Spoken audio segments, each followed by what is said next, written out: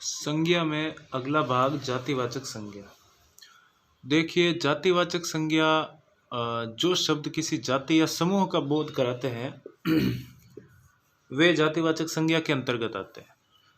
यानी जिन शब्दों से किसी व्यक्ति, वस्तु या पदार्थ के समूह या जाति का बोध हो वह जातिवाचक संज्ञा के अंतर्गत आते हैं, या उन शब्दों को जातिवाचक संज्ञा कह सकते हैं। ठीक है। अब जैसे इसके कुछ उदाहरण हैं, जैसे विद्यालय।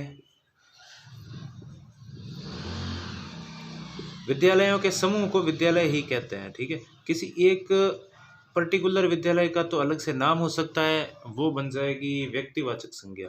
इसलिए जो विद्यालय होता है, विद्यालय का नाम लेते ही हमारे दिमाग में दुनिया के पता नहीं कितने विद्यालयों का नाम आता होगा, या जितने भी स्कूल आपने देखे होंगे, जो भी आपको याद होंगे, वो सारे के सारे स्कूल आपके दिमाग में आ जाएंगे।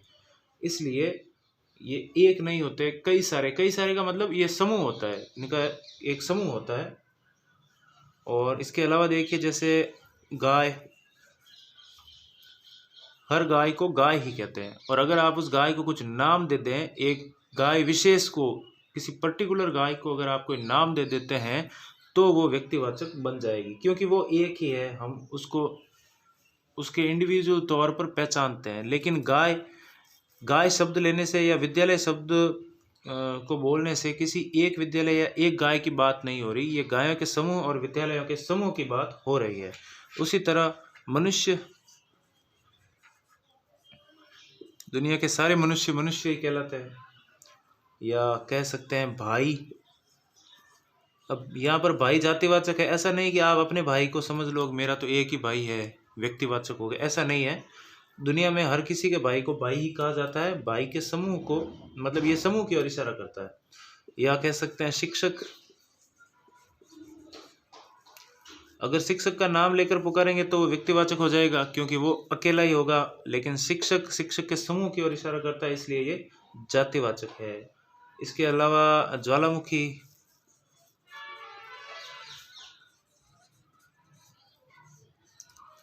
अब आप अगर किसी एक ज्वालामुखी का नाम लें, जैसे मुझे याद नहीं आ रहा है, कोई भी एक ज्वालामुखी जो भी आपको याद आ रहा हो वो देख लीजिए। अगर आप उसका नाम लेंगे तो वो बन जाएगा व्यक्तिवाचक। लेकिन ये ज्वालामुखी शब्द है, ये जातिवाचक है, क्योंकि ये ज्वालामुखियों के समूह की ओर इशारा करता है। इसी तरह एक शब्द है पर्वत। अब अगर हम कहेंगे हिमालय पर्वत, तो हिमालय तो अपने आप में एक ही है, दो हिमालय तो है नहीं। हाँ, भले किसी का नाम बदल के हिमालय रख दो तो उसकी विशेषताएं अलग हो जाएंगी, अपने जो हिमालय है उसकी विशेषताएं अलग हो जाएगी। इसलिए हिमालय पर्वत एक व्यक्तिवाचक संज्ञा है। अरावली, हिमालय, आल्प्स, एटलस, चाहे कोई भी पर्वत हो। लेकिन ये जो पर्वत शब्द है, ये संसार के सारे पर्वतों का सूचक है। कोई एक स्पेशल पर्वत की बात यहाँ नहीं हो रही, यहाँ पर पर्वत समूह की बात हो रही है, इसलिए ये जातिवाचक है। इसके अलावा भी बहुत सारे जातिवाचक शब्द हैं, जैसे घड़ी, मेज, कुर्सी, टेबल। जितने भी शब्द जो एक ना होकर शब्दों के या वस्तुओं के समूह की ओर इशारा करते हो, वो सारे के सारे जातिवाचक कहलाएंगे। और जैसा कि पिछले वीडियो में बताया था कि जातिवाचक या व्यक्तिवाचक होने का निर्धारण किसी शब्द को वाक्य में रखने पर ही होता है। लेकिन ऊपरी तौर पर अगर देखें तो ये सारे शब्द जातिवाचक संज्ञा कहलाएंगे। ठीक है। अब जातिवाचक की प्रमुख विशेषताओं के बारे में देखते हैं। जिस तरह व्यक्तिवाचक की दो विशेषताएं मैंने आपको बताई थी कि एक तो उनका नाम परिवर्तन कर सकते हैं। प्रत्येक जातिवाचक शब्द का नाम परिवर्तन किया जा सकता है, लेकिन नहीं, सॉरी, व्यक्तिवाचक का, जातिवाचक का नहीं, व्यक्तिवाचक का नाम परिवर्तन किया जा सकता है। और उनको बहुवचन नहीं किया जा सकता, क्योंकि वो अपने आप में एक ही होती है, तो उनका बहुवचन कैसे करेंगे। लेकिन जहाँ तक बात है जातिवाचक की, तो एक तो इनका नाम परिवर्तन नहीं किया जा सकता,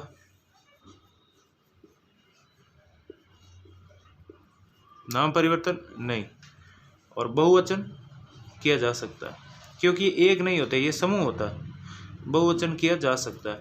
व्यक्तिवाचक का बिल्कुल उल्टा जातिवाचक है। व्यक्तिवाचक का नाम परिवर्तन कर सकते हैं, बहुवचन नहीं कर सकते। जातिवाचक का नाम परिवर्तन नहीं कर सकते, लेकिन बहुवचन जरूर कर सकते हैं। अब नाम परिवर्तन कैसे, वो पिछले वीडियो में मैंने बताया था कि मान लो जैसे घोड़े को हाथी कहने लग जाएंगे, तो वहाँ पर थोड़ा अटपटा सा लगेगा, क्योंकि सारे के सारे लोग घोड़े को हाथी हमारे कहने से शुरू नहीं कर देंगे। लेकिन आपके घर में कोई बालक है, उसका नाम आपने केशव रख दिया, अब अगर आप उसको राम कहो, श्याम कहो, नाम चेंज कर दो, कोई फ़र्क नहीं पड़ेगा। ठीक है। और इसका बहुवचन कर सकते हैं, जैसे एक शब्द है शेर, तो शेर का शेरों कर सकते हैं। ठीक है, क्योंकि जातिवाचक जाति नाम आ गया तो ये बहुवचन मतलब वस्तुओं का समूह ही है, इसको आप आराम से बहुवचन कर सकते हैं, इसमें कोई दिक्कत वाली बात नहीं है। अब कई बार आपने सुना होगा द्रव्यवाचक संज्ञा, और सॉरी द्रव्य नहीं आएगा यहाँ पर, द्रव आएगा, द्रववाचक संज्ञा और समूहवाचक संज्ञा। तो ये कोई अलग से प्रकार नहीं है, ये जातिवाचक के अंतर्गत ही आते हैं। जातिवाचक के उपभेद हैं द्रववाचक और समूहवाचक। अब द्रववाचक शब्दों का प्रयोग, संज्ञा का प्रयोग उन शब्दों के लिए कहा जाएगा जिनको तोला जाता है और गिना नहीं जा सकता। जैसे कि देखिए आप, पानी, तेल या सोना, लोहा, ये जातिवाचक के अंतर्गत ही आएंगे। अगर आपसे जैसे ये तेल शब्द दे दिया या पानी शब्द दे दिया और परीक्षा में ऐसा पूछा जाए कि इनमें कौन सी संज्ञा है, और अगर जातिवाचक, भाववाचक, व्यक्तिवाचक दिया जाए तो जातिवाचक करना है। लेकिन अगर द्रववाचक भी हो ऑप्शन में तो द्रववाचक ही करना है। ये जातिवाचक और द्रववाचक दोनों साथ साथ तो बहुत मुश्किल से आएंगे। अगर इनके संदर्भ में अगर पूछा जाए, पानी के संदर्भ में या सोने के संदर्भ में पूछा जाए तो। इसके अलावा दूध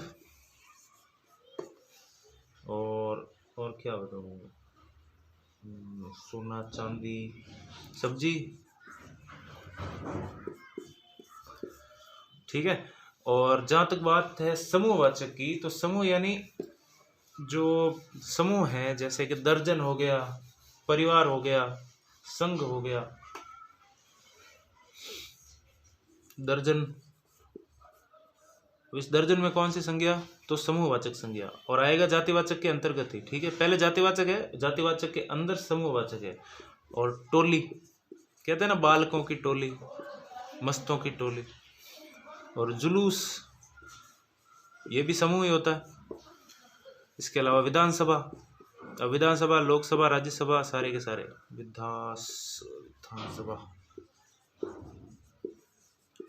ये सब समूह के मतलब समूह ही है, समूह के प्रतिनिधि क्या, समूह ही है। दर्जन हो, चाहे टोली हो, जुलूस हो, विधानसभा हो, लेकिन आएंगे जातिवाचक के अंतर्गत ही। अगर परीक्षा में समूहवाचक भी ऑप्शन आ जाए और ये शब्द या इनसे मिलते जुलते शब्द दिए जाए तो आपको समूहवाचक करना है, वरना इनको जातिवाचक में ही रखना है।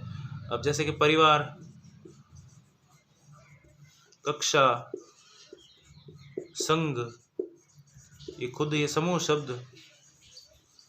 ठीक है, इनसे मिलते जुलते शब्द जो भी हैं, जितने भी हैं जो समूह का प्रतिनिधित्व करते हो, वे शब्द सारे समूहवाचक में आएंगे। अब देखते हैं जातिवाचक संज्ञा का व्यक्तिवाचक संज्ञा के रूप में प्रयोग। पहले वाले वीडियो में बताया था व्यक्तिवाचक का जातिवाचक के रूप में प्रयोग। जब व्यक्तिवाचक संज्ञा किसी गुण विशेष का प्रतिनिधित्व करने लगे तो वो जातिवाचक के रूप में प्रयोग होने लगती है। ठीक है, जैसे संसार में रावणों की कमी नहीं है, तो यहाँ पर रावण है जो अहंकारी का प्रतीक हो गया, गुण विशेष का प्रतिनिधि हो गया, इसलिए वो जातिवाचक बन जाएगा। सारे अहंकारियों का एक ही प्रतिनिधि बन जाएगा रावण। ठीक है, उस वाक्य में यूँ तो भाई अपने आप अपने हिसाब से बनाओ। अब देखिए जातिवाचक का व्यक्तिवाचक के रूप में प्रयोग। जब जातिवाचक संज्ञा या शब्द किसी व्यक्ति विशेष या स्थान विशेष के अर्थ में रूढ़ हो जाए। रूढ़ कैसे, ये मैं अभी बताता हूँ।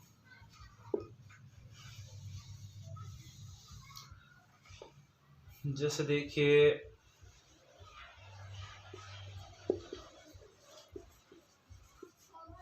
गांधी जी ने क्या लिखे हैं गांधी जी के बारे में, भारत को आज़ादी दिलाई, सविनय अवज्ञा आंदोलन चलाया।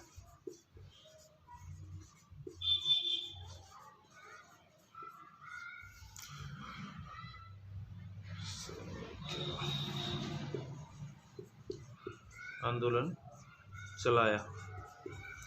अब यहाँ पर ये जो गांधी शब्द है ये एक जाति का प्रतीक है। अब गांधी का नाम लेने से तो जितने भी गांधी हैं इस दुनिया में वो सारे हमारे जहन में आएंगे या हम जिनको जानते हैं, लेकिन एक शब्द के तौर पर तो यहाँ पर सारे गांधी आएंगे। अब ऐसा है कि गांधी जी शब्द मोहनदास करमचंद गांधी के रूप में रूढ़ हो चुका है।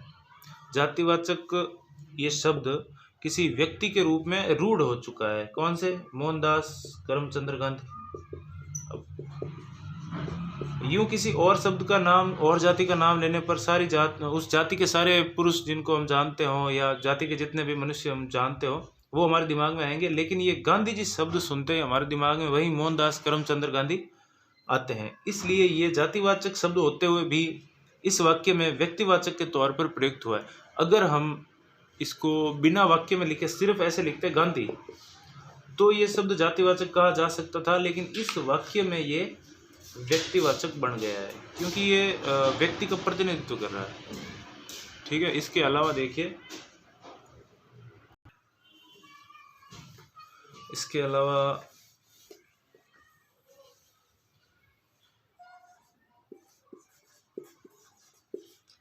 नेताजी ने करो या मरो का तो कौन दिया था,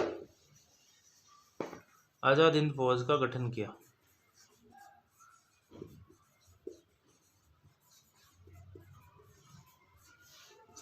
फौज का गठन किया, या तुम मुझे खून दो मैं तुम्हें आज़ादी दूंगा। नेताजी ने कहा था, मैं नहीं देने वाला। नेताजी ने आज़ाद हिंद फौज का गठन किया। अब ये नेता शब्द है, ये जातिवाचक है क्योंकि इसमें संसार के सारे नेता आ जाएंगे, छोटे मोटे लीडर हों चाहे बड़े प्रधानमंत्री राष्ट्रपति हो। लेकिन यहाँ पर नेताजी शब्द का अर्थ क्या निकल रहा है? सुभाष चंद्र बोस। इसलिए इस वाक्य के कारण ये नेताजी शब्द जो है वो व्यक्तिवाचक बना हुआ है। मतलब जो वाक्य होता है उसकी भावना पे डिपेंड करता है कि शब्द जातिवाचक बनेगा या व्यक्तिवाचक बनेगा।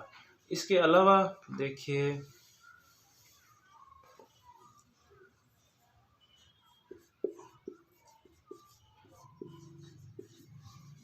शास्त्री जी ने जय जवान जय किसान का नारा दिया।